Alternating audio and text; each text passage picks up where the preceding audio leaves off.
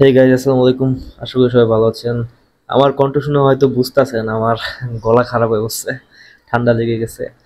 So আজকে আমি সালমান শাহের বেঁচে থাকাকালীন কিছু সুপারহিট মুভির গানগুলো রিয়াকশন করতে যাচ্ছি। এখন সালমান শাহ কিন্তু 90s এর আইকন ছিল, এটা আমরা সবাই জানি। জেনজি যে জেনারেশনটা আছে, এই জেনারেশনে কিন্তু আমরা সবাই সালমান শাহের মুভিগুলা তেমন একটা দেখি নাই, প্লাস সালমান শাহের মুভিসের যে সুপারহিট গানগুলো এগুলো তো দেখিই নাই। সালমান শাহ শুধু নামটাই শুনে গেছি, কিন্তু তার মুভি দেখা, তার অ্যাক্টিং এইসব থেকে আমরা অনেক দূরে। বাট আমি ব্যক্তিগতভাবে কিন্তু সালমান শাহের অনেক বড় একটা ফ্যান। একটা নাটক দেখেছিলাম, নাটকে তার অসাধারণ অ্যাক্টিং আমাকে তার দিকে অ্যাট্রাক্ট করছে। আর তার স্টাইলিশের ব্যাপারটা তো ভাই ওটা না বললেই চলে, ওটা সবাই জানে। তিনি যে অনেক স্টাইলিশ, তার সময়কালে অনেক স্টাইলিশ ছিলেন, এটা আমরা সবাই জানি। সো আজকে আমি 90s-এর কিছু অসাধারণ সালমান শাহের গানগুলোর রিভিউ করতে যাচ্ছি, রিয়াকশন দিতে যাচ্ছি। সো চলেন দেখে নেই এই গানগুলো কি কি। মনের ভাবনা হৃদয়ে মাত্র 4 বছরের অভিনয় জীবনে নামের পাশে যুক্ত হয়েছিল এটা আমি বলতে চাই যে উনার কেরিয়ারটা কিন্তু খুবই ছোট ছিল। উনি অনেক অল্প একটা কেরিয়ারে আমাদেরকে অনেক ভালো ভালো কিছু মুভিস দিয়ে গেছেন। এই মুভিগুলো এখনো যদি আমরা দেখি তাহলে সত্যি বলতে ওনার অ্যাক্টিং আমাদের সবারই মন কাড়বে।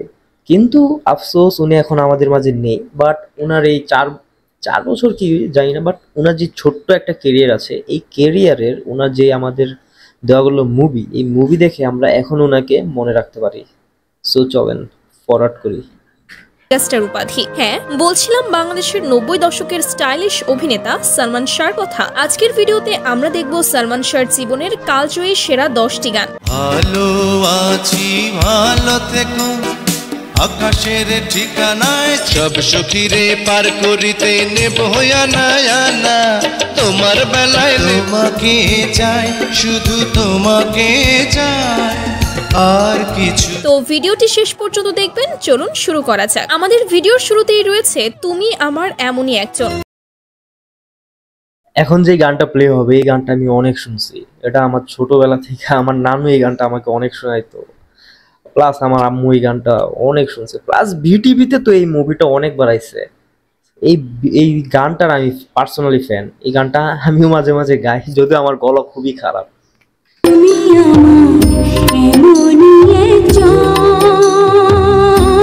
গানটি হলো 1997 সালের আনন্দ অশ্রু সিনেমার।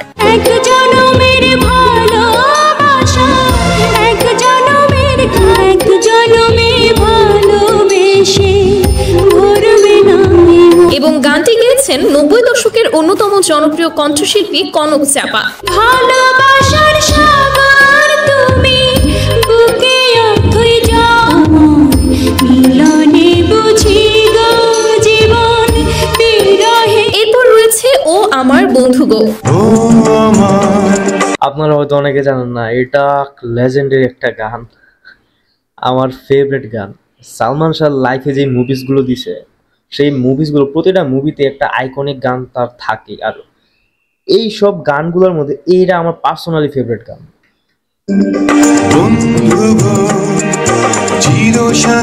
সালমান শাহর সবচেয়ে জনপ্রিয় গানগুলোর মধ্যে এটি একটি। একসাথে রয়েছি দুজন এক জোরে ফিরবে না কভু এই বাঁধন আসলে এই গানটি ছিল কিয়ামত থেকে কিয়ামত সিনেমার অংশ।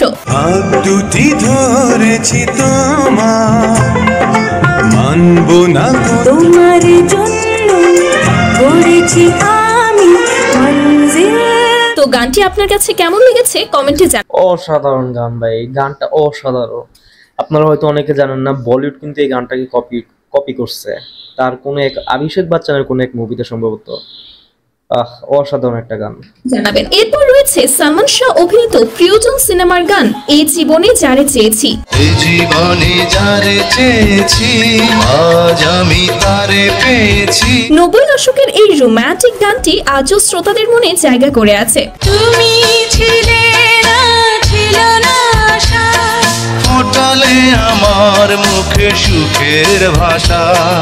এই কালজয়ী গানটিতে কণ্ঠ দিয়েছেন কিংবদন্তি দুই শিল্পী এন্ড্রু কিশোর এবং সাবিনা ইয়াসমিন। তুমি নয়নে নয়নে শুধু এই জীবনে যারে ভাই hats off to Salman Shah বলতে হবে।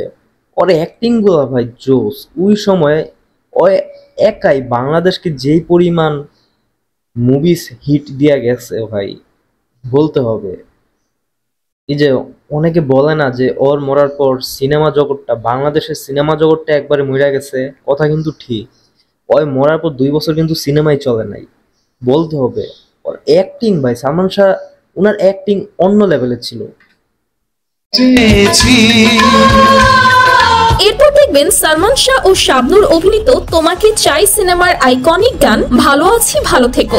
ভালো আছি ভালো থেকো আকাশের ঠিকানা বিটিভির সেই সাদা কালো পর্দায় এই গানগুলোই ছিল আমাদের বিনোদনের অন্যতম মাধ্যম। ভিতর বাহিরে শাবনূর অসাধারণ সুন্দর লাগতেছে, আমার ছোটবেলার ক্রাশ হয়।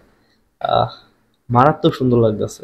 অন্তরে অন্তরে আছো তুমি লিজেন্ডারি এই গানটিতে কণ্ঠ দিয়েছেন এন্ড্রু কিশোর এবং কনক চাপা। পুষে রাখে যেমন ঝিনুক খোলসের আবরণে আমার ভিতর বাহিরে অন্তরে অন্তরে আছো তুমি। সেই সময়ের আরেকটি আইকনিক গান তুমি মোর জীবনের ভাবনা। তুমি মোর জীবনের ভাবনা হৃদয়ে এই গানগুলোর মাধ্যমে কোটি ভক্তের হৃদয়ে চিরজীবী হয়ে থাকবেন সালমান শাহ। নিজেকে আমি ভুলতে পারি তোমাকে যাবে তুমি আমার আষাঢ় শ্রাবণ তুমি বসন্ত। এমন গানগুলোই প্রমাণ করে তিনি সেই সময়ে কতটা স্টাইলিশ ও আধুনিক ছিলেন। ভালোবাসা নদী তুমি আমি তোমার গানটি ছিল সালমান ও কাঞ্চির আনন্দ অশ্রু সিনেমার। তুমি মোর জীবনের ভাবনা। সালমান শাহ আর শাবনূরের জুটিটা আমার কাছে অনেক ভালো লাগতো সত্যি। মানে আছে না বলিউডের শাহরুখ খান আর ওই যে কাজলের জুটি, বাংলাদেশে তেমন একটা জুটি আমি বলবো সালমান শাহ আর শাবনূর। জোস একটা জুটি, ওদেরকে একসাথে দেখলেই মানায়। তখনকার গানগুলোতে লিরিক্স ছিল আর লিরিক্সগুলোর একটা মানে ছিল। বর্তমান গানগুলো আমার কাছে তেমন ভালো লাগে না। বর্তমান বাংলা গান হয়তো বছরে একটা এরকম ভালো গান বের হয়, কিন্তু সত্যি বলতে 1900 সনের গানগুলোর যে একটা ফিলিংস ছিল, ওই গানগুলোতে যে একটা মনোভাব ছিল, ওই গানগুলো আর কোনো গানে ছিল না। আর অপরদিকে যদি সালমান শাহর কথা বলি ভাই, তিনি একটা আবেগ, তিনি আমাদের জন্য একটা আবেগ। বিশেষ করে আমারও সিনিয়র যারা আছেন তাদের জন্য উনি একটা আবেগ। আমি তো এখন জেনজিতে পড়ে গেছি, আমার জন্য এখন বর্তমানের যে হিরোরা আছে ওইগুলা ওদেরকে দেখা বড় হয়েছে। আমি শাকিব খানকে দেখা বড় হয়েছি, সালমান খানের মুভিসগুলো দেখার সুবর্ণ সুযোগ আমার হয়নি, বাট আমি দেখে ফেলছি অনেকগুলো মুভিস আমি দেখছি। প্লাস ওনার একটা নাটক আমি দেখেছি, উনি একটাই জীবনের সম্ভবত একটাই নাটক করেছেন, আর ওই নাটকটা আমি দেখেছি। ওই নাটকটা আপনি ইউটিউবে পেয়ে যাবেন, কিন্তু অনেক খোঁজাখুঁজি করতে হবে। আর ভাই ওই নাটকে উনি যে অ্যাক্টিংটা করছে, আপনি ওই নাটকটা না দেখলে বলতে পারবেন না। কোনো একদিন আমি নাটকের রিয়েক্ট করব। তো সবাই এই ভিডিওটা কেমন লাগছে অবশ্যই সালমান শাহের ফ্যান হলে কমেন্ট বক্সে সালমান শাহকে নিয়ে কিছু একটা জানাই যাবেন। আর সালমান শাহের মৃত্যুর বিচার আপনি চান কি না চান এটা কিন্তু কমেন্ট বক্সে অবশ্যই জানাবেন। ধন্যবাদ, বাই, দেখা হবে নতুন কোনো এক ভিডিওতে।